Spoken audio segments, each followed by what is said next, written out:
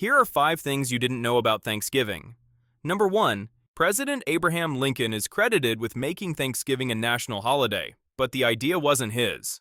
It was the brainchild of Sarah Josepha Hale, a New Hampshire native who holds the distinction of being the first woman to edit a national American magazine. Hale began lobbying to make Thanksgiving a national holiday in 1846.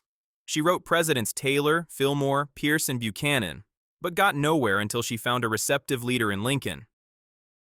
Thanksgiving was almost exclusively celebrated in the North back then. Hale was an ardent Unionist, and she convinced Lincoln a national day of Thanksgiving could help heal the nation torn apart by civil war. Bonus fun fact: Hale is not only the mother of Thanksgiving, she's the author of the nursery rhyme, Mary Had a Little Lamb. Number 2. Lincoln set the last Thursday in November as Thanksgiving, a tradition that lasted until 1939, when President Franklin Roosevelt moved it to the 4th Thursday. The switch was made at the urging of large retailers, because every few years there are 5 Thursdays in November. That meant a shorter Christmas shopping season, which was a big deal for retailers during the Great Depression. Boy, did that change make people mad.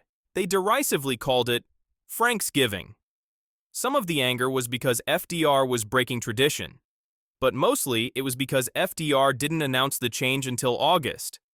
That screwed up family travel plans, messed with football games and other public events scheduled for Thanksgiving. Not all businesses were on board with the new date. Some of the most furious responses came from calendar publishers, who blasted Roosevelt for making the calendars they had printed years in advance worthless. The turmoil led Congress in 1941 to take Thanksgiving out of the president's hands and officially set the date as the 4th Thursday in November, the day we celebrate it now. Number 3.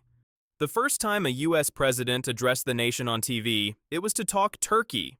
In 1947, President Harry Truman wanted to send food and grain to war-torn Europe to prevent starvation. So he went on TV and asked Americans to eat less. Truman's plan called for meatless Tuesdays and poultryless Thursdays, and that included turkey.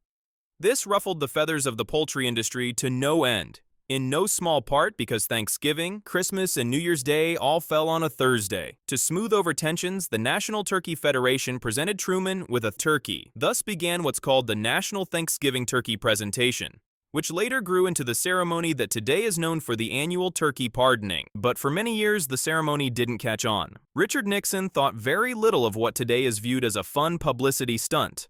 A fanatical football fan, one year Nixon told the First Lady to deal with the turkey while he spent the day at a Washington Redskins practice. The annual turkey pardon didn't become a regular White House event until 1989, when President George H.W. Bush, responding to the jeers of nearby animal rights protesters, asked tongue-in-cheek if he should give the turkey a pardon. Sadly, there was no reprieve for the turkey gifted Truman.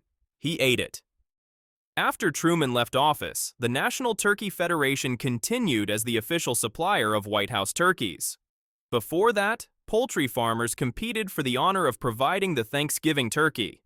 For decades, that honor belonged to one man, a fellow named Horace Vose, the self-proclaimed Turkey King of Rhode Island.